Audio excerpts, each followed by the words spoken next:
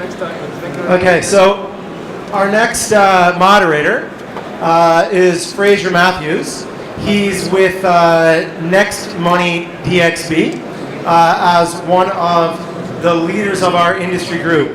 He's got some big shoes to fill after that conversation, and he's going to be presenting or moderating a panel on financial inclusion in the age of fintech. So let's have a warm round of applause for Fraser, and he'll introduce his panel. If the panelists could take the stage as well.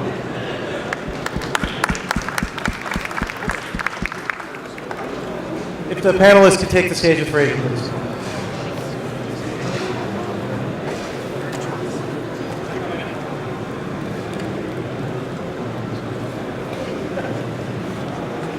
Thanks.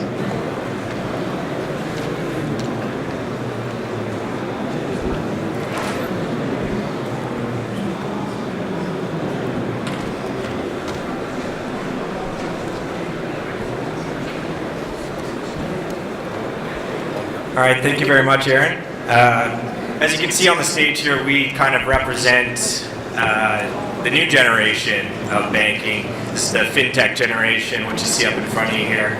And our panel is going to be on financial inclusion. So in many ways, we see the UAE as being overbanked. We have a lot of banks in the UAE, but to a lot of people in this country, they're underbanked, meaning they don't have access to the same financial services that other people in this country have. They don't have access to products or to banking itself. And this is a significant issue. And on stage with me today are three individuals who come from different backgrounds, different fintech companies that are helping to get access to banking for those who don't have it. So I'll introduce and I'll allow them to introduce themselves. Catherine Budd, Alberto Perez, and Nimr Kokar. Catherine, we can start with you, the co-founder of Now Money. Hi, I'm Catherine Budd. Hi. Hello? Is it working? Hello? Okay. Hi, I'm Catherine Budd. I'm the co-founder and CEO of Now Money.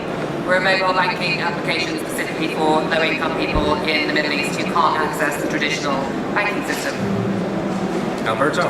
Yeah, hello everyone. My name is Alberto. We develop technology that enables the mobile microinsurance model. Our objective is to protect the low-income population with insurance products from as low as $50 a month. This is something that hasn't been possible until now, thanks to technology and to reduction of traditional cost structures of insurance companies. Hi everybody, my name is Nimr Kokar. I'm Chief Operating Officer at Monami Tech, and today I'll be discussing a very specific application called LendMe, and we provide algorithmic lending functions through micro-lending possibilities via digital wallets. Excellent, thank you. Nimr, we'll start with you. What is it about the UAE that makes this a good market for your organization to set up? Well, to be honest with you, when we first created Monami Tech, we were very much so focused on third world countries, and we were trying to see where that development could really take place for us as a fintech. But the more that we found that Dubai has really kind of created itself to be a financial hub, evidently, but it's, I guess, in evolution should also become the next fintech hub as well, as technology and finance here are accelerating quite fast. It made perfect sense for Monami Tech to be here, to have reach out in the region and across here. Alberto, why Dubai? What are some of the challenges that you've seen with Democrance? Challenges ranging from regulatory aspects, of course, although it is significant the fact that the UAE has referred to fintech as an innovation, and there have been some interesting initiatives, for example, from Abu Dhabi Global Markets, the creation of a fintech free zone, the creation of a fintech sandbox for startups to try their products without having to comply with all the regulatory bodies. So regulation, of course.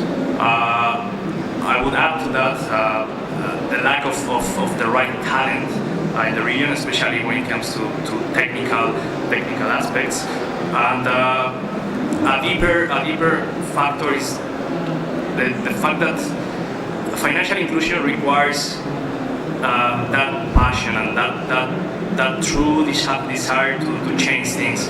So attracting the right people, the right talent is sometimes difficult because I mean leaving well-paid jobs to go for such a mission is not that easy. So yeah, I would say those are the two most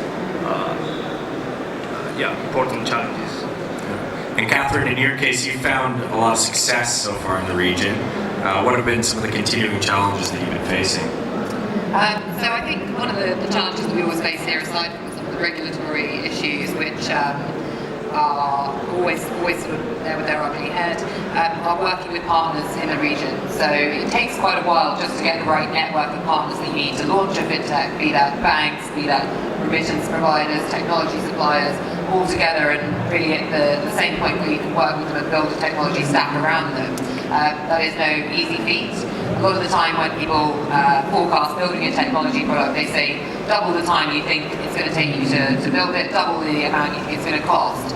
I think in this region you can triple it. It takes quite a long time to get those partnerships really all to a point where everything is adequate for purpose.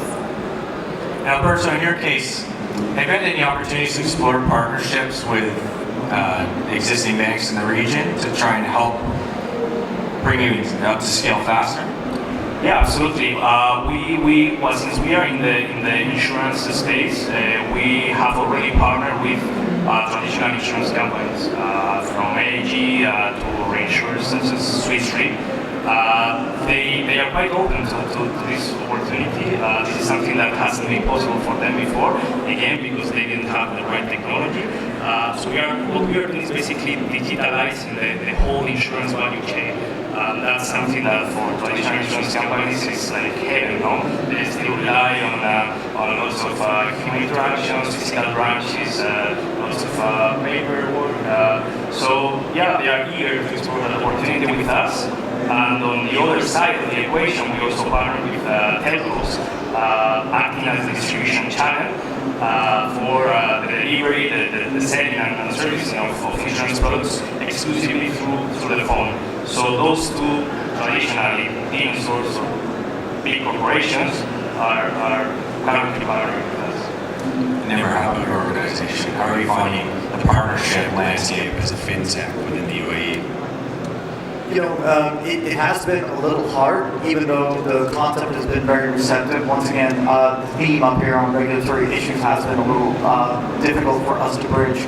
But when you're looking to create microfinancing through a digital wallet, and also when you introduce the concept of algorithmic lending, that means actually creating a scorecard for an individual who has never been banked before, and giving them the opportunity to be banked at that point in time. You kind of have to level something, as in, if you have a credit bureau, you need to level concepts of where that credit worthiness comes from. So finding the right kind of partners who are willing to be, adventurous and take that leap with us has been a little hard. That's right. Catherine, how can fintechs better boost access to banking and financial products than, say, an existing bank? Why do you feel they have an advantage? So it's very difficult for traditional banks to support low-income customers, which are the ones we're specifically talking about today.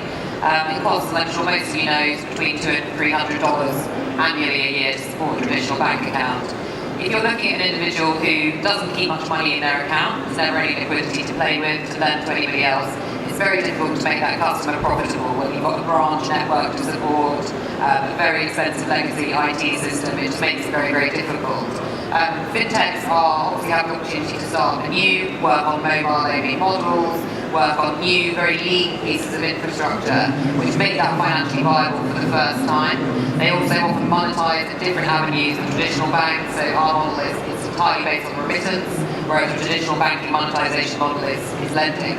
So I think it's really different business models and the opportunity to do that in a very lean way. Alberto, with Democrance, how are you finding a return on investment? How are you delivering value to an organization? And how are you finding success? To our own, you mean? Yes. Well, the journey is quite quite hard. I mean, I would say we are still not at that point of having the right metrics or having the right KPIs we can look at and see how we are doing so far. We can see an impact already on the organizations we partner with. There are some KPIs like cost reduction, growing their customer bases, larger outreach to our partners telcos that they are valuing so far. But I think we're still a bit far to get to that stage when we can really properly measure this return and this impact. And never hope for yourself. With Monami Tech, you partner with a few different banks, you've had installations with them. Tell us about how banks are seeing value from your organization. Well, once again, moving away from the traditional banking sense and presenting solutions that allow for, I guess, the transaction of money to go a lot faster, whether it's via digital wallets, whether it's a new form of lending, whether it's a new concept altogether, especially with remittance, with what Now Money is doing. It's unique because we've grown up around an age of individuals who are so fast to access social media, access the internet. They have fast recurrences, they have fast responses. So why can't finance actually kind of perform the same way? Would be a rhetoric that I would say Monami Tech should build itself off of. And that's the way we have so far. I would like to see how it builds out further. So we've got three fairly young companies up on the stage. They're bringing fintech and financial solutions to those who are underbanked. I might find it interesting if there's any questions from the audience. We've got a lot of senior bankers in the room who might have some interesting insights. I'm Richard from Finance House. It's very interesting listening to all of you mention about financial inclusion. But typically the banks and what you're trying to partner with are just not interested in having those customers with them. So have you tried with some finance companies, etc., as to how you can do that? And listening to you and Nimir when you're talking about all those people are not really that savvy. The people who are really wanting and great need for financial loans, etc., which are coming in, are not those kind of customers. They're literally signing the queues, they want to send money home. So now money is an interesting proposition, they want to send money home out there. But their lending is, they're going through some very informal channels and very high interest rate, 50-60%, where they have no clue or no transparency as to how they get the money. Those are the guys that we're really talking about financial inclusion, not the tech-savvy, smart, social media users. So I'm just sort of, if the topic is financial inclusion, what are you really targeting your customers for? And are you really believing in yourself and in your companies that you're going to serve these customers who are really, really not even looked at by any of the institutions you're in? So can I boil that down, and correct me if I'm wrong, but effectively, do you really believe that your target customers are tech savvy enough to use tech savvy services and products? That's one. And then in this country, whether we truly are wanting to have financial inclusion and really working for those people whom nobody's really caring for. Is that directed at myself or at We're going to start with you.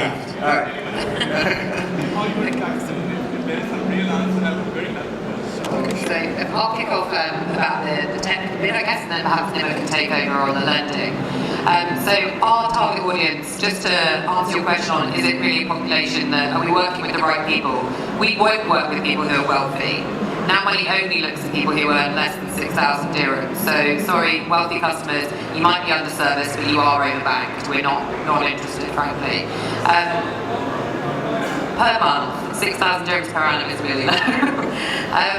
So we do only look at the low income guys. Can I stop it? There's lots of bankers in this room. Who has a product where if you make less than 6,000 dirhams a month, that you'll offer to that customer? That's not a prepaid card. Okay, thanks. All banks offer. All banks offer. That's an account. Yes. Okay. Cool. So we only look at the low-income customers that really struggle to get a banking service here. The second is, we thought that there would be a bigger financial education piece. There would be more education in teaching customers how to use our app. Unfortunately, that was a bit of an assumption that we had early on. And when we started doing research with our demographic, a lot of them said that this is just like Easy Payzer. We've had this in Pakistan for years. This is just like Paytm. We've had this in India for a really long time.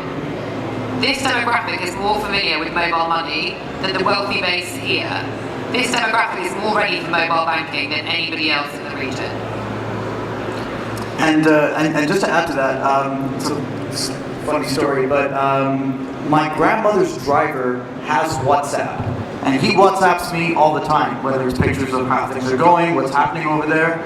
And then my aunt's mate in Pakistan as well actually has Pokemon Go. She was playing Pokemon Go right off her phone on Q10 mobile, you know, running around doing her thing, and I was like, wow, that's amazing. So when we did our study, we were basing it off of individuals in third world countries. Now apply that to here. Look at how many people are holding smartphones in this country. Not only that, but we can also even provide USSD versions of the same application. So when you say what is the difference between the market that we were looking at to penetrate, which was Pakistan, and comparatively to what we have done in Dubai, it is huge. And these individuals, not crazy amount of loans. As Catherine said, she's looking at 6,000 people. I'm looking to give people loans between $1,000 US to $3,000. Anything more than that, you're barking up the wrong tree. I would give you a payday loan. I would be more than happy to give you a loan that can last 60 days. I'll attach a fee to it. But I am not looking to take you on for the next 5 years just to simply hand you a microloan. Yeah, I'd like to add, I mean, we need to keep in mind that fintechs are serving two different kinds of customers or markets.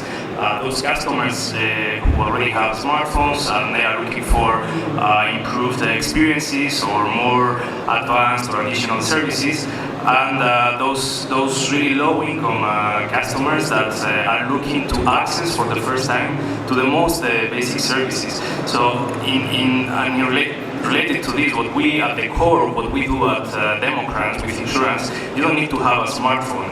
In the region, around 300 million people don't have access to insurance, but they'll have at least a phone. I'm talking about old Nokia, black and white, any theater phone works with our solution. So anyone with access to SMS or USSD functionalities can actually become part of an insurance plan. They can update their plan, they can check the status, they can claim, all through those two basic channels. You don't need a smartphone, you don't need to be super tech savvy. And in this region itself, we have the highest penetration of smartphone use in the world. It's at 81%. So 81% of the population is using a smartphone today. And a very large portion of that population are underbanked, are underserved here. And I think that's where a lot of the fintech opportunity lies here, is that there's an open market to take on these customers. Aaron, you had another question? Yep. Salman Amjad and from Raji Bank, Saudi Arabia. We have been listening about, let's collaborate and all that stuff. And we sort of banks being narrated that the success of the banks lie in collaboration. But it seems that the question for today is probably collaborate, because you guys probably need us because we have access to the customers. Tomorrow would be who have access to the customers, because we will be relying on you guys, what you offer as not as a policy but also as a business model that you bring with you guys. So first of all, do we really have an industry standard in terms of how we collaborate with you guys? Do you really come up with some regulations, some base work that have been done already based on what we can collaborate together, not only banks, fintechs, but also fintechs with the group, all that stuff? Because you really need an industry level framework that we can collaborate and work together. Who would have access to what, rights, ownerships, proprietary frameworks and all that stuff. So I'm going to try and boil that one down. You need banks. Right? We all know you need banks. How do the banks work with you so that you can do your business and they can do theirs and this can happen? Good question. It's not easy to get banking partnerships. I wish there was a standard way of, yes, you're a fintech, please go about working with this bank. 2 years ago, when we had the idea for Now Money, most people in this region had not heard of fintech, didn't believe fintech was a real thing, certainly didn't believe that low-income people would need banking. It took us a pretty long time to get our banking partnerships and our remittance provider partnerships over the line. And really, it was just about eventually finding the right people who wanted to do something a little bit new. I do think the appetite is there now, so it probably will be a little bit more easy for newer fintechs to get their banking partnerships than perhaps it was for us in the early days. Saying that, I do think that banks, now that there is that interest, do need to make it a priority to make it a bit quicker for fintechs. I mean, it took us a year and a half or so. That's not really fast enough for most startups. A lot of startups could go out of business in that time. So smaller, more nimble teams from the banks who are perhaps dedicated to fintech and have a sort of 3-month window to actually get projects over the line. All those kind of KPIs would really, really help fintechs in the region, I think. Well, at Democrance, we don't work with banks, we work with insurance companies. And the business model and the way we partner with them is pretty simple. I mean, we built a platform that digitalizes their whole insurance value chain again. So we basically license our technology. There's a monthly fixed fee. And on top of that, we do some revenue share on each policy that they sell through our platform and through our distribution partners, typically telcos that we also bring to them. So quite simple. For Monami Tech, we've actually kind of created an API tier along every part of our integration. So if at any point a bank chooses to plug in or wants us to connect with them, it can take anywhere between 2 weeks, and then with customizations it can take a month, and with heavy customizations it can take up to 2 to 3 months. But the systems are up and running. They're all cloud-based, they're all ready to go. So if regulation allows for our services from the cloud to be implemented to Saudi Arabia as we're in Europe, then it would make life a lot easier for us to just come and pitch that to you. But because regulation is the way it is, we have to take our steps very carefully. This is also our own IP. Any questions? Is there anyone here from a bank that's responsible for their financial inclusion? Which is interesting because it's part of a new revenue stream potentially for a bank. I think banks need to think about ways that they can either collaborate or partner or white label or acquire in order to work with fintechs. Banks are struggling right now to find new revenue streams, and I think fintechs are offering new revenue streams to banks. What are some of the ways that you're starting to monetize your customers? You're starting to work with them, you've gone through a few trials, you've gone through your testing phases, now you're starting to go live in different areas. How are you finding success now? One thing that we've actually done, we proposed to banks is, look, take about $250,000, set them aside, so say about $250,000, and allow us to run our lending platform through that. And the entire concept behind it is to focus for the money to be, micro-loaned out, so $1,000 to $3,000. And of course, you can attach whatever interest rates you want to it, you can attach whatever fees you want to it. And through that entire little pocket, if we are able to generate revenue out of it, then by all means, come speak with us. We will show you how we've done it in the past and we can do it again. But if not, then sure. I mean, $250,000, what is that, I guess? And Catherine, a question for you specifically is, we talked about the adoption rate and how to get customers to use your system. How are you developing the customer experience within Now Money? So customer experience for us is vital, and we totally believe in the lean startup methodology, which is produce a minimum viable product as early as you can, get it out to customers, get their feedback, and then keep changing it, keep making more iterations based on what they say. We got a lot of things really wrong in the early days, which we openly admit now. So we assumed all customers would want the app in their local language. Wrong. A lot of people just wanted it in English because that's what they were used to using on their phones, and they have to learn to get by day to day here. We assumed a lot of things about how people would want rates and fees to appear. We got those wrong. We got feedback every single time we did an iteration of the app, And that's really got it to the point that it is today, where it's very simple, it's very clean and easy for customers to use, and it's really in the way that they want it. We know that it's what they understand because we kept asking them. Alberto, how are you delivering a good customer experience? Yeah, at Democrance, we first of all, before starting throwing ideas or drawing mock-ups we meet with the customer, with the target customer. We organize a series of focus groups. We organize surveys to really understand what are their specific needs. The financial complexities the different customer segments face are very different, so that's why it's very important to get to know them from the very beginning. Said that, once we implement the service again, and because most of our target customers are new to insurance, sometimes they don't even know what insurance means, what the benefits are, why should they pay to get protection against the family member passing away. We need to keep it very simple, so simplicity and the right channels, and these are again SMS, USSD, not mobile web or apps, are the key for great conversion rates from the very beginning. You guys have a wide catalog of products. How are you guys determining the best customer experience for your customers? You know, we're really taking them one product at a time. The user journey for microloans and lending is entirely different from what we had pitched earlier, which was our millennial Muslim wallet. So, you know, each product has to be looked at in a very singular way. We need to see the customer journeys, we need to see the use cases, and we need to adapt as the environment tells us. Okay, so just want to say thanks very much. That's actually the perfect time for a transition to what we're going to talk about next.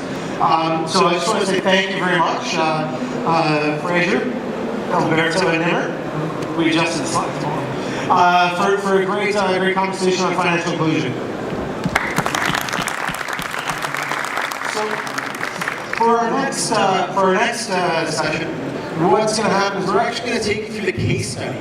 So not only the conversation around what we're doing with fintech and financial inclusion, what these individuals are doing, but we all realize that financial inclusion is something that takes a lot of feet on the ground, going out into and finding these customers.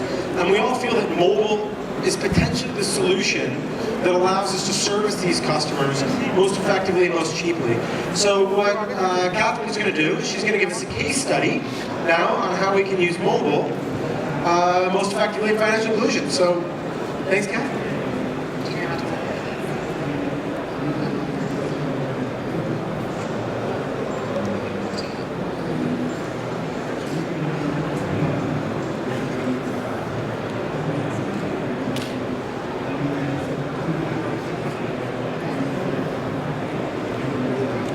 1 second as we try to work them out.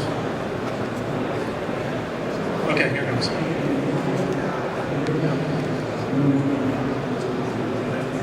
Are you going to cover the background in Now Money as well? I will. You're going to cover the background? So, Catherine.